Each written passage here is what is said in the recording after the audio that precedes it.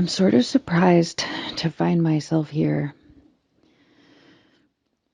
as we have developed out the original materials from Notes on Refuge, which then later became Bless the Vacuum, and our intuitive groups that have been coordinating content for these spaces since before we were on Telegram, since we were, oh wow, this is really hard to think about, since we were anchored on Facebook. And those resources are still there, and sometimes people are still adding to them. I've managed to catch little glimpses, but mostly we're not able to use Facebook anymore. Co-founding members of this network, by and large, have been prevented from using other platforms. Most of our core organizers can't even use Telegram. We have to help one another using Telegram.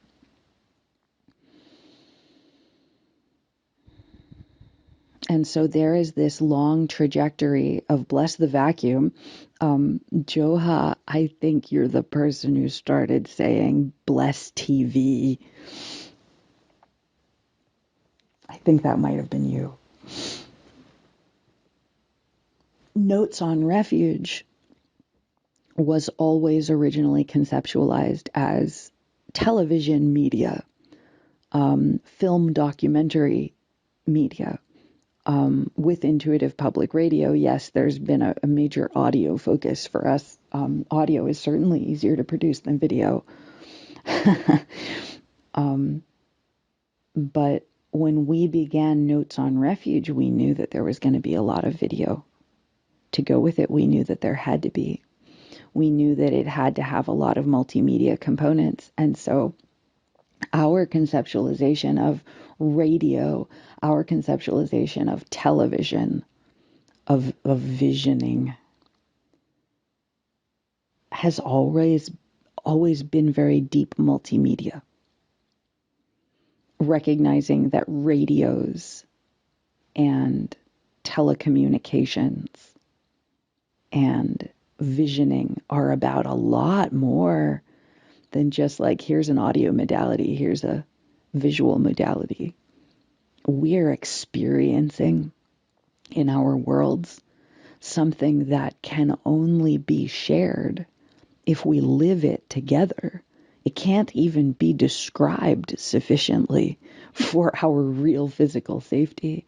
We have to have these experiences concurrently and share from the experiences we're having to understand what on earth is happening. And so, as per various previous messages since 2022 and this most recent one, June 14th, gosh, it's just a day before this. My sense of time is doing something very interesting. We are coming back again and again to the neurological structures that we have been rebuilding since the beginning, where there was no one there was no one who would help us, there was no one who would listen, and somehow we had to gain enough neurological function back to make decisions for ourselves, because the people claiming to care for us were setting us aside to hold us for traffickers until the traffickers had a convenient moment to pick us up. And we've been tracking that since before I knew what MECFS was.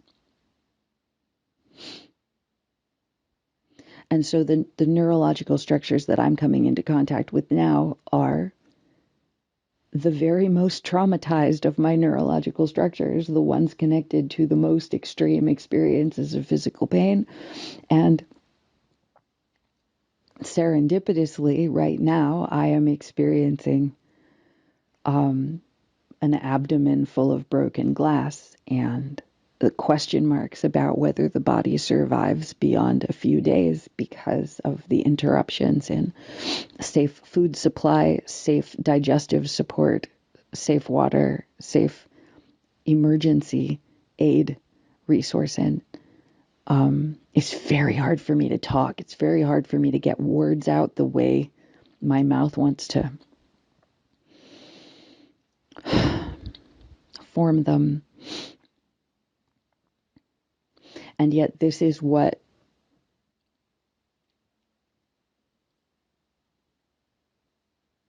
has been laid out. And although it's very hard for me to come back to it, it's the only way to honor the work that our groups have been doing in invisible circumstances where almost no one has been able to be present with us in broadcast channels in Telegram. Almost no one has been able to be part of our public platforms. The survivors who have been able to have had to really fight to do that. And the conditions we are still surviving as we do that are still tremendously invisible to others. And as a result, there are a lot of unintended consequences just to being honest, just to telling the truth about your experience. And if we cannot be honest, trafficking influences win, because they are doing a lot right now to rewrite the information we are able to come into contact with, rewrite the structures of our brains. The material of our brains is rewritten by the technology that is in use by these trafficking organizations. And so if we do not center being fully honest about what's happening, if I don't do what I have to do in order to facilitate my neurological repair in this space so that I can bring in the voices of others who otherwise are completely prevented from joining us here, we lose them. If we don't center the fullest honesty that we can all collaboratively coordinate together, we lose the honest information and it is replaced by the formulations of traffickers. And that is a fact. We've been watching that happen. We've been documenting it since, I guess I'll say 2014, but it's pretty murky. We could go back further.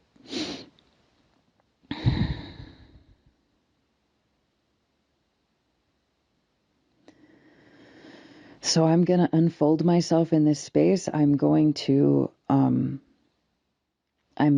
practice organizing my communications in a different way than I've been able to in the past. I'm going to bring back a bunch of the Notes on Refuge stuff.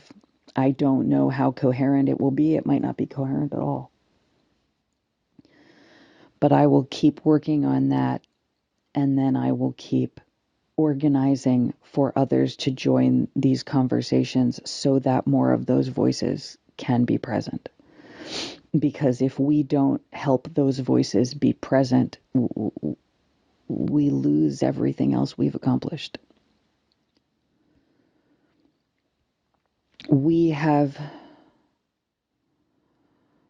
started to set up intuitive signal where there are a lot of people who need to have the ability to broadcast steadily without interruption in a space where you can basically ignore the other messages if you have to in neurological distress, and keep broadcasting so that those broadcasts can be spread.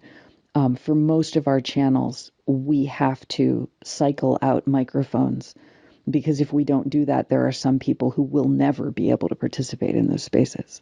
And they have waited a really long time, usually waiting on me, because I have to repair enough of my verbal neurology first to be able to then introduce them into those spaces. So intuitive signal is going to help us with that once we've got it set up. Anyone who wants to participate in that, Max Morris on Telegram Messenger is my private message account. But I may not be able to respond. So Johanna Botanica is not as easy to spell for me right in this moment. I can spell it, but I would need to type it, and I can't type right now. But Joha is around also, and we're going to put their tag on more things so that it will be easier to find someone to message. Message intuitive helpers or help requests. Those are both public broadcast channels, and you can put a comment in there and somebody will see me or Joha or somebody else who can help. And then we can get people hooked up with microphones in spaces where broadcasts can be more continuing and consistent. Because many of us don't have the neurological functions available to us to really be able to coordinate more predictable broadcasting with others. And we need the functions of being able to express ourselves in these ways. We need it in order to organize our brain function. So we're going to get intuitive signal set up like that. And then almost all of our spaces need to have periods of time where it's totally open for everybody to express what they want to express, but we have to be able to organize that in a way that can support our bodies in doing it well, instead of ending up crashing our bodies trying to accomplish it. So that's a set of future projects that we're going to move toward. Okay, Notes on Refuge.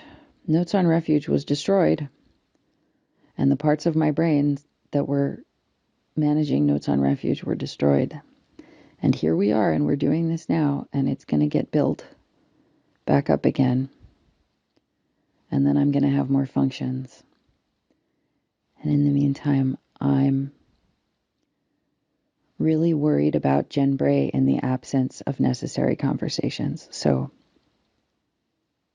is there some way for us to have those necessary conversations? And is this the best I can do?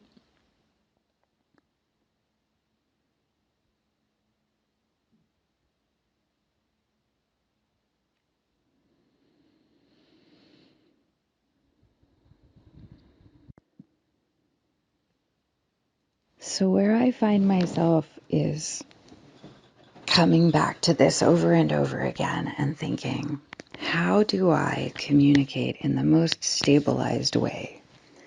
Because that's the crux of this, isn't it? When the trafficking influences in the infrastructure all around us press our bodies to the point where communication is much more difficult, much more erratic. Maybe we try to say the words out of our mouths and they don't come out the way we intend them.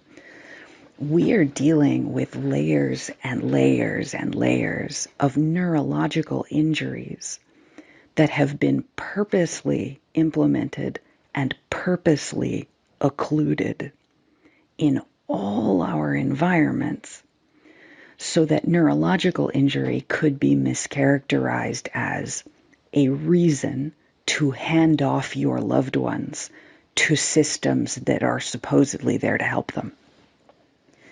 And if those systems are heavily invested in or embedded with commodification techniques,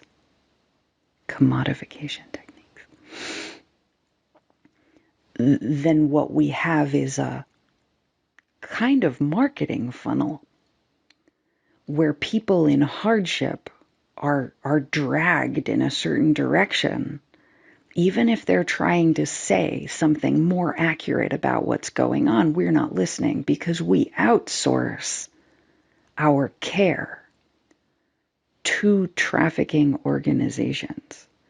And that's what we've been doing our whole lives.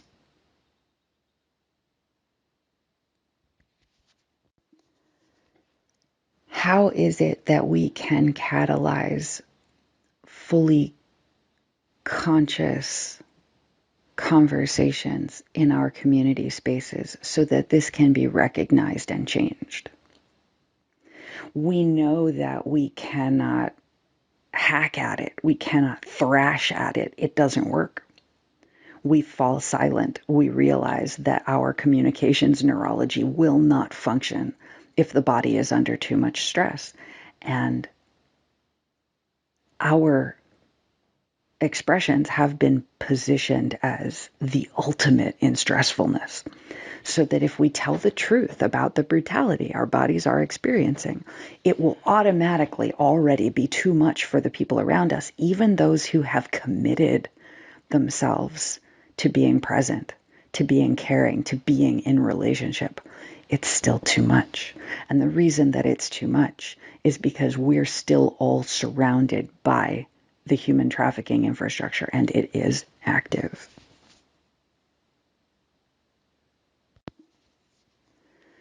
There are a lot of layers of this that we discuss in groups on a regular basis, and many people don't realize what is included. Environmental contaminants of all kinds, toxins that are part of more or less 80% of the products on the market, the products on shelves in supermarkets, in body care establishments, in beauty salons, in children's care and resources, manufacturing, building materials, upholstery, all kinds of accoutrements that touch our bodies on a regular basis or that change the air that we breathe. Okay? There's all of that and a lot more where that comes from. Hashtag poison papers. I don't know if there was a hashtag for the gemstone file. It turns out there are 2 gemstone files. I'm looking into that now. And that's just the environmental contaminants portion. I didn't even mention the poisons in the food, the herbicides and pesticides that are being sprayed everywhere, all over the place, the unidentified toxins that are being sprayed that no one's accountable for, saying exactly what they are and exactly what they're doing. I didn't mention artificial fragrances, but it's not only environmental contaminants that we're talking about when we're talking about human trafficking infrastructure, entrainment technology. We're also talking about EMF influences that are amplified by the presence of pollutants. Because when you have pollutants in your body, the EMF signals work in, I would say, more predictable ways. The more you have poisons in your body, the more you have biofilms built up with organisms that have been trying to clear out the poisons, but have been stopped from clearing out the poisons because there's too much poison. When you have the biofilms and the poisons ricocheting around your bodies in the midst of the biofilms, the EMF signals work differently than if you are fully detoxifying, if you're keeping your body really strong and healthy. As your health gets taken down by the things you're being lied to about, the EMF signaling going on in your environments, whether that's ambient environmental or direct interpersonal targeting, they have different and more powerful influences on your body that you've been taught not to notice. You've been taught to mischaracterize and call it other things until it's too late and no one will listen to you, even if you realize what you honestly must communicate. You may not be able to get the words out of your mouth before traffickers pick you up.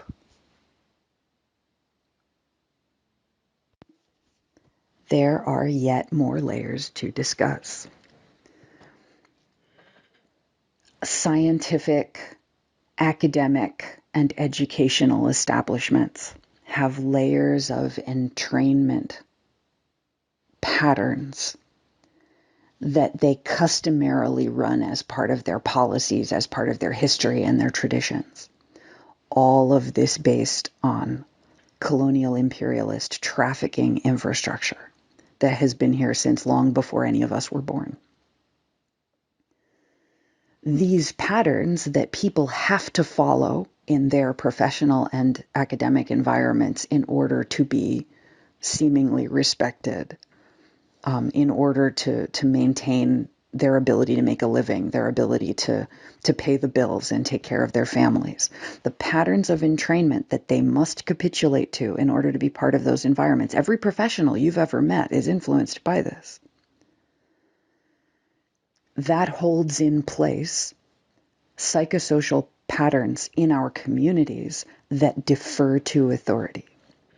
And so we have layers and layers of these deep social, interactive, conversational, day-to-day relational structures where it's just the way we're interacting with each other. It's the way we use words. It's the way we ask each other for help, or the way we decide to take personal responsibility for something, or can we collaborate with someone on this, or is somebody gonna do something in my community that I can leverage to do something neat that's mine, and then I can bring that into the community space and we can all benefit from all our different strengths.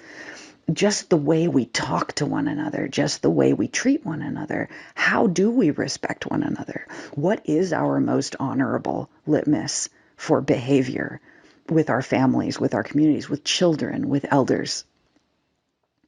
That is all dictated by the patterns that we've learned through multi-generational experiences and the ways our families and communities have been affected by the policies made in professional environments. And professional environments all have their original patterns set by the colonial imperialist trafficking influences that this network has been tracking. And others have tracked in smaller ways, but as far as we can tell, there has been no one else but these severely disabled survivors of sex trafficking and invisible violence who have been tracking these patterns in this way, all of them interconnecting. Because as far as we can tell, we've never had the ability to do this before. So as we're doing what we're doing and tracking all of these layers of entrainment, we are also at the same time looking at these individual situations. What exactly is happening to Jen Bray? We don't know. We haven't heard anything else. All we see are those bulletins.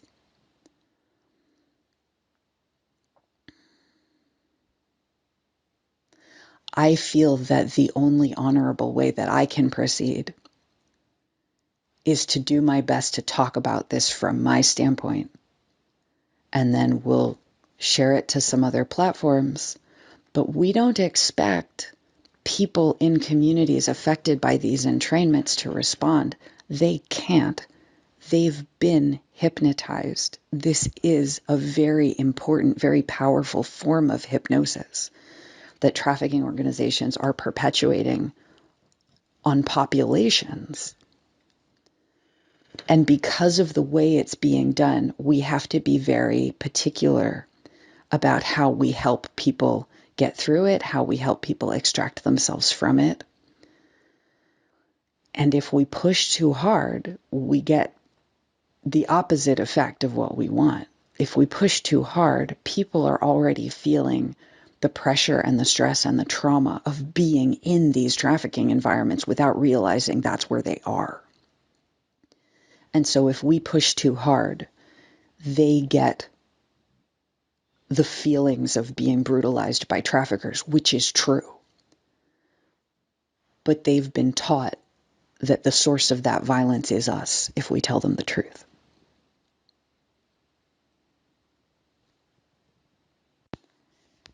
In light of all this, what are our best next steps? Attend classes. Be present. Co-facilitate conversational resources. Assist survivors groups in continuing to compile the knowledge base and continuing to move parts of the knowledge base to public media where more people can benefit and join the conversation.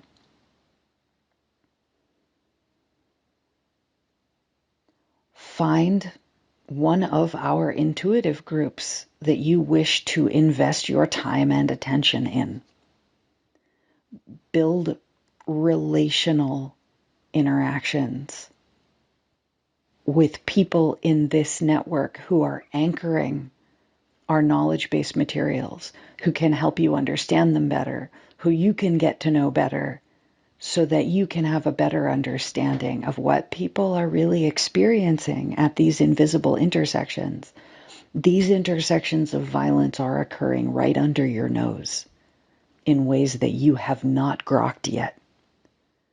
And being in contact with our resource structures is the only way we know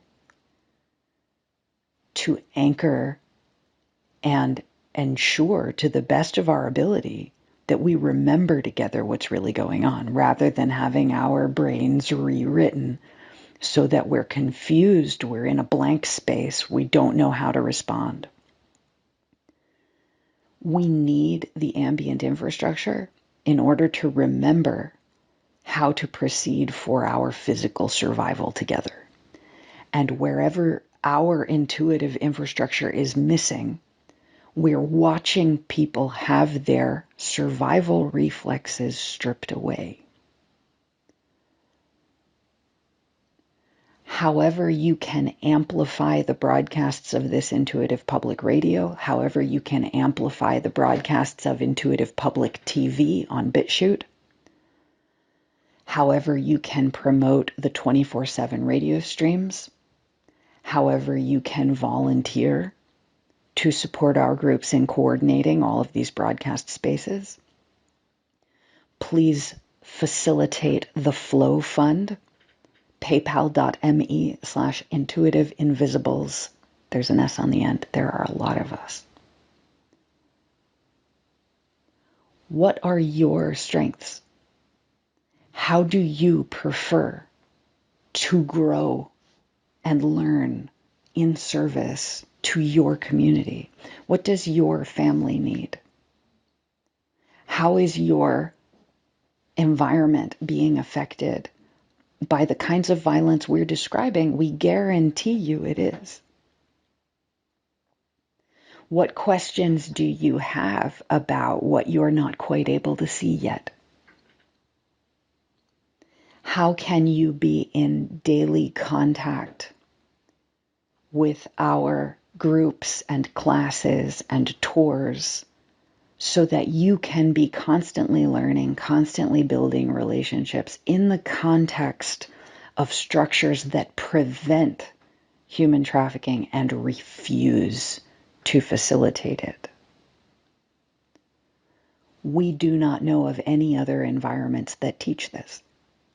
We have not found any in years of doing this. When we are watching so much needless destruction in all our communities, and you yourself are really affected by a lot of that destruction, and you know it better than anyone else. You are the expert on that subject.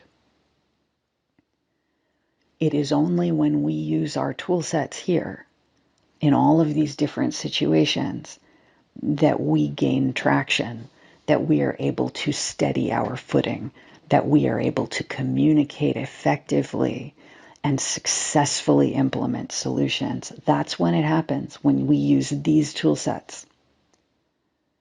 It does not happen in the places where we say, hey, there's trafficking activity here, we need to talk about it, and people glaze over and they are unable to respond. That is a sign of hypnosis. That is a sign that the survival reflex is being taken away from that organism by the ambient environmental trafficking entrainment that induces people to cooperate with trafficking pathways, even if they have no idea what they're cooperating with.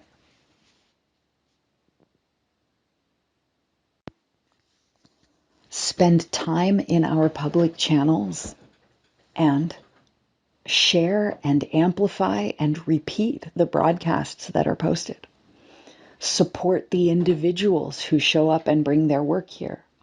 Ask them what help they need. Ask them what they want others to know about their projects or their spaces. Respond in comments to our broadcasts. Two of our most important spaces are Intuitive Public Radio on Telegram Messenger, t.me/Intuitive Public Radio, and also very importantly, our multilingual access point, which we are dedicating ourselves to expanding much more dramatically because the English language is being used to facilitate trafficking pathways in some pretty alarming ways.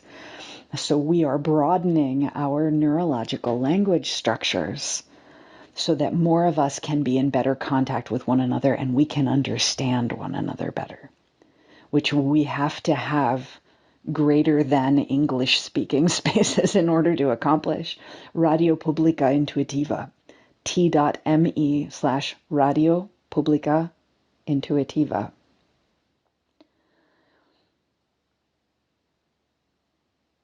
I could name a bunch of other spaces.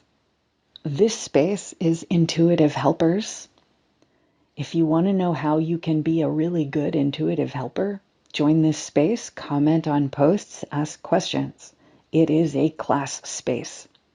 It is here for all of us to co-facilitate classes and informational materials and learning experiences and resource supply for one another according to the subjects that are on the list for that particular moment or that particular day. t.me/help requests is where we compile specific requests for assistance so that we can respond to all of those in one space. t.me/disability aid is where we discuss all of the disability aid features of the network and how important it is to not be building disability aids, but to be building disability recovery aids. Because there's no reason for all of these living beings to continue to be so disabled. We're not taking that for granted. We're building our way out of it. t.me/intuitive build is a really important space for us. And remember that when you see number counts in these spaces, that is only a fraction of the people who are working in and around that space because so many of our community members cannot even use Telegram. So we pass messages between spaces so that more people can participate. Otherwise, most of our co-founding groups would not be part of the network at all. And that's part of the point of this Intuitive Public Radio, who has been made invisible. How can we help them be visible in the ways that are right for them, the ways that they should have been if they weren't being brutalized by trafficking organizations? Check out t.me/intuitive supply, a very important space about how we coordinate practical resourcing for all of our community locations all over the planet. t.me/intuitive dispatch talks about how we travel to one another, how we facilitate transportation mobility, how we aid one another from a distance where we have to close some space in order to help out, and how our information travels ahead of us so that we can have a better time traveling with our physical bodies after that information has reached, after those dispatches have reached where they have been sent their purposes to achieve.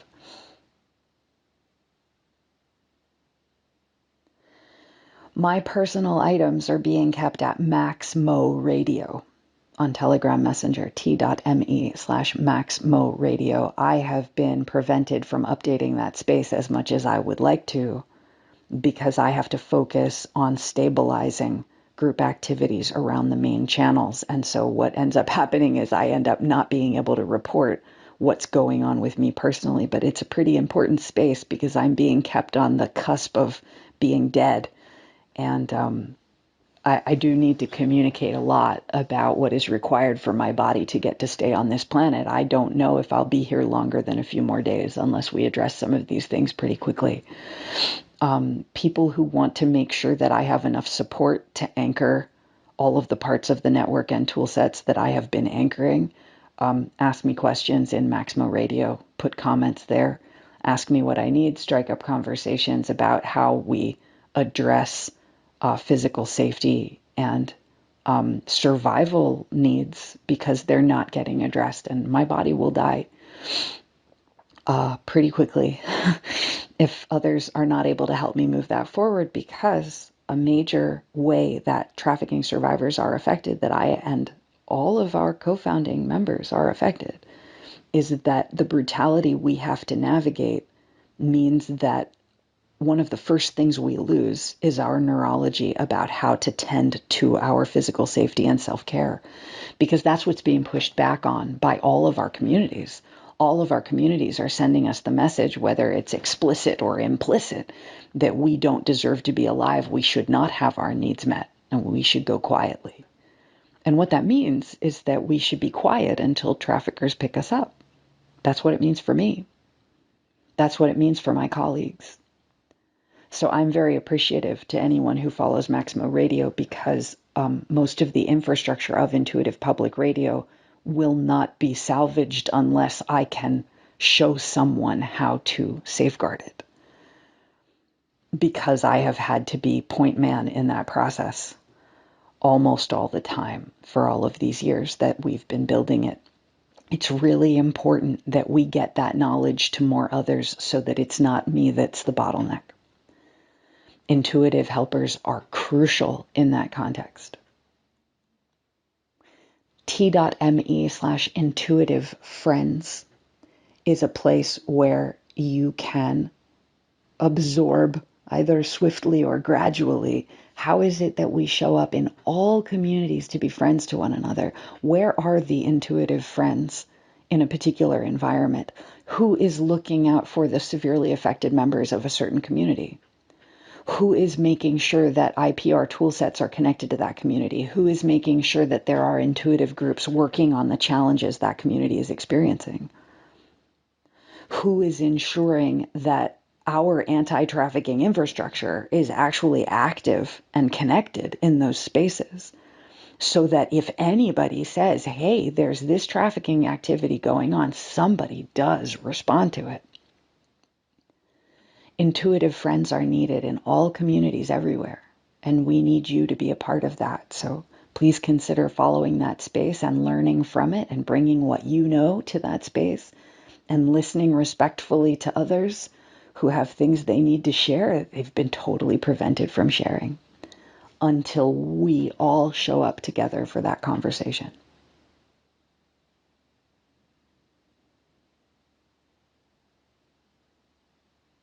There are sure a lot of other spaces I could name. I definitely ought to invoke Bless the Vacuum, because that's our space that has evolved from the original project called Notes On Refuge. We still have an anchor platform. I hope it's still there. We haven't been able to reach it in a while. Maybe we should rename it. I don't know. Notes On Refuge has been really important to us. And Bless the Vacuum is the necessary extension of that project, where we're describing, here's how we're being killed. Here's how our communities are failing to respond to that. Here's what we're doing. Here's how you can join us. And we're still doing it. T.me/bless the vacuum. We're redeveloping our content strategies in that space now. And so your comments are invited and very, very welcome. Any questions you have, ask them in our spaces. If you're afraid you'll make a mistake, it's okay. We are all making mistakes. We have a different way of supporting one another through the kinds of neurological injuries all of us are affected by. All the living beings in your environments are getting hit with neurotoxins. All of the living beings in your environments are getting hit with endocrine disruptors that disrupt decision making, among other things, among other crucial processes in the body. When you interact in our spaces regularly, when it's the newspaper you read every day, when these are the people that you check in with and find out how your friends are doing, you are profoundly protected and strengthened in the midst of this ongoing apocalypse. We're really glad to have you here. Thank you for listening.